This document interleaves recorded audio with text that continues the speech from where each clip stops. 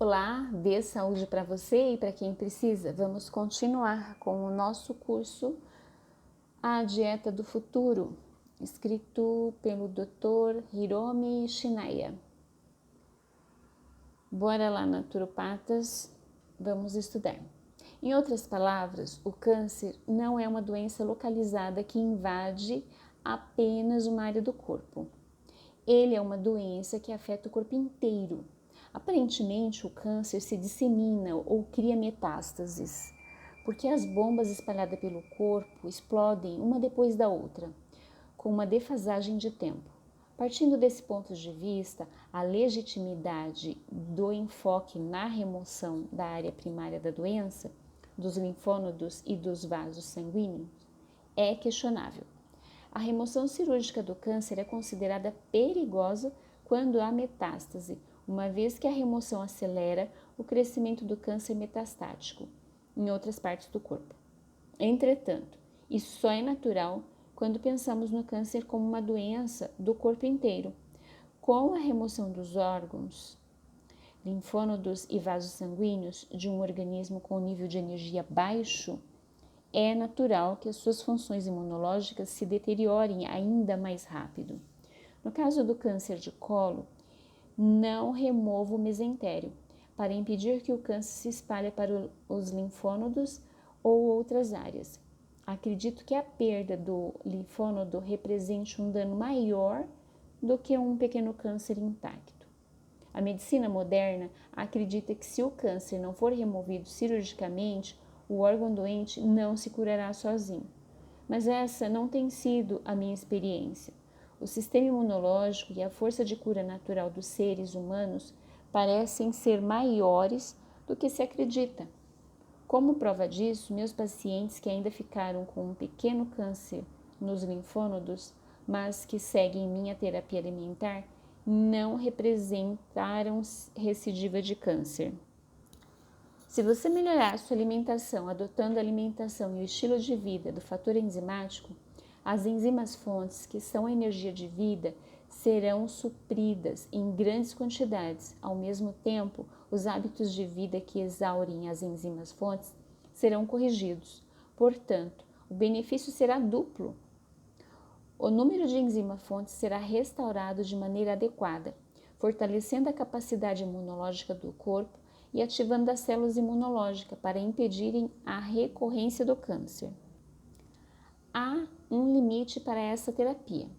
Se o câncer já chegou ao último estágio, não adianta melhorar a alimentação nem o estilo de vida ou tomar suplementos para fortalecer o sistema imunológico.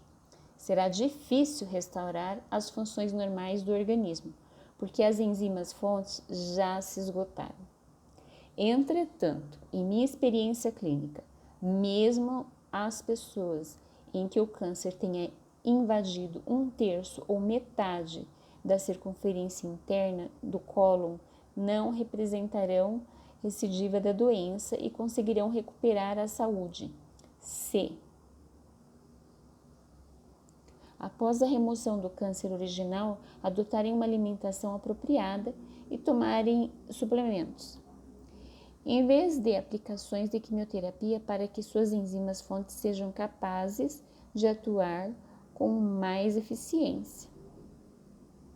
A maioria de meus pacientes vem ao meu consultório basicamente para fazer exames de rotina, portanto, não examino muitas pessoas com câncer avançado. Entretanto, entre os pacientes cancerosos que adotaram a alimentação e o estilo de vida do fator enzimático após a cirurgia, nenhum teve recidiva ou metástase. Esse fato merece atenção. Valor limitado dos medicamentos. Novamente, no nível mais fundamental, a maioria dos medicamentos não cura doenças. Eles podem ser úteis no caso de fortes dores ou grave hemorragia, ou, ainda, em emergência para inibir os sintomas que devem ser inibidos. Eu mesmo, às vezes, prescrevo bloqueadores dos receptores H2 como antiácidos para pacientes que se queixam de sangramento ou dores causada por úlceras gástricas. mas minha recomendação é que não tomem a medicação por mais do que 2 a 3 semanas. Ao mesmo tempo em que a dor for aliviada pela medicação, a causa da úlcera será removida. Há várias causas para a úlcera e a menos que suas raízes sejam arrancadas, não há quantidade de medicamento que consiga curar a doença.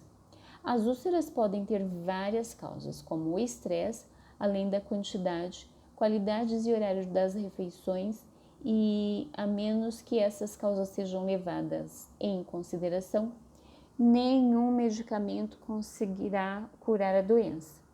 Embora o medicamento possa dar a impressão de uma cura temporária, a úlcera acabará irrompendo novamente.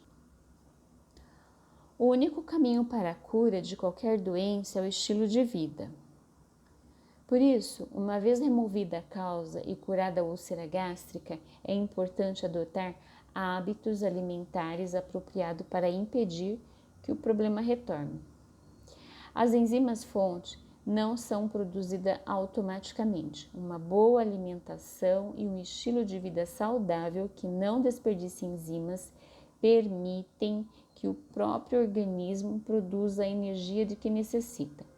O segredo para curar doenças e ter uma vida longa e saudável é saber como evitar o desperdício das preciosas enzimas fonte. A alimentação de senso comum pode prejudicar o organismo. Se analisarmos o senso comum em relação à alimentação e digestão, veremos que muitas coisas que normalmente consideramos boas para o organismo, na verdade, atrapalham e trabalham contra os mecânicos naturais do corpo. Tomemos como exemplo os alimentos indicados para os doentes. Canja de galinha é o alimento preferido por doentes nos Estados Unidos. Alimentos sem muito tempero são considerados bons para pacientes com úlcera. No Japão, as pessoas hospitalizadas, seja qual for o motivo, sempre recebem creme de arroz na refeição. Os hospitais acreditam que estão cuidando de seus pacientes, principalmente dos que sofreram cirurgia interna, dizendo-lhes: vamos começar com um pouco de creme de arroz para não sobrecarregar demais o seu estômago e seu intestino. Mas esse é um grande erro. Os meus pacientes comem normalmente desde o início, mesmo após a cirurgia de estômago. Quando você souber como as enzimas funcionam, entenderá imediatamente porque os alimentos não processados são os melhores do que o mingau. São melhores porque precisam ser bem mastigados. A mastigação estimula a secreção de saliva. As enzimas digestivas encontradas na saliva, quando misturadas ao alimento durante a mastigação, melhoram a digestão e absorção, pois a decomposição do alimento acontece sem problemas. Entretanto, o mingau, por ser mole, dispensa mastigação. Ele não é bem digerido porque não ocorre a mistura de enzimas em quantidade suficiente, enquanto o alimento normal é bem digerido por causa da mastigação. Já indiquei até sushi para pacientes 3 dias após a cirurgia de estômago, mas oriento-os a mastigar 70 vezes cada bocado. Mastigar bem é muito importante, principalmente para os doentes. Para que o processo de digestão e absorção transcorra sem problemas, recomendo que as pessoas, mesmo aquelas que não têm problemas gastrointestinais, mastiguem conscientemente 30 a 50 vezes cada bocado de refeição. Outro erro frequente na alimentação dos hospitais é o leite.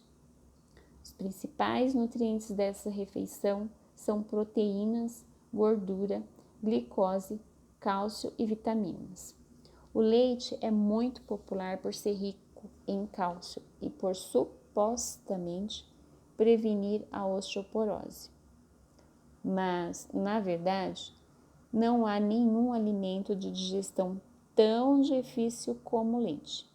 Por ser uma substância líquida e lisa, algumas pessoas bebem leite para matar a sede, o que é um grande erro. A caseína, que responde por cerca de 80% da proteína encontrada no leite, coagula assim que entra no estômago, tornando a digestão muito difícil. Além disso, no leite vendido no mercado, esse componente é homogeneizado. Homogeneização significa integrar o conteúdo de gordura do leite mexendo. A homogeneização é ruim porque, ao ser mexido, o leite recebe ar, que transforma o seu componente gorduroso em substância gordurosa oxidada, gordura em estado avançado de oxidação. Em outras palavras, o leite homogeneizado produz radicais livres e exerce uma influência muito negativa no organismo. O leite com gordura oxidada passa, então, pelo processo de pasteurização a altas temperaturas que ultrapassam os 100 graus centígrados. As enzimas que são sensíveis ao calor começam a ser destruídas na temperatura de 93 graus centígrados. Em outras palavras, as preciosas enzimas do leite são destruídas, sua gordura é oxidada pelo ar e a qualidade de suas proteínas é alterada pelas altas temperaturas. Resumindo, o leite é o pior tipo de alimento que existe. Na verdade, já ouvi dizer que se um bezerro for alimentado com o leite vendido no comércio, em vez de mamar direto da mamãe, ele morreria em 4 ou 5 dias. A vida não pode ser sustentada com alimentos desprovidos de enzima.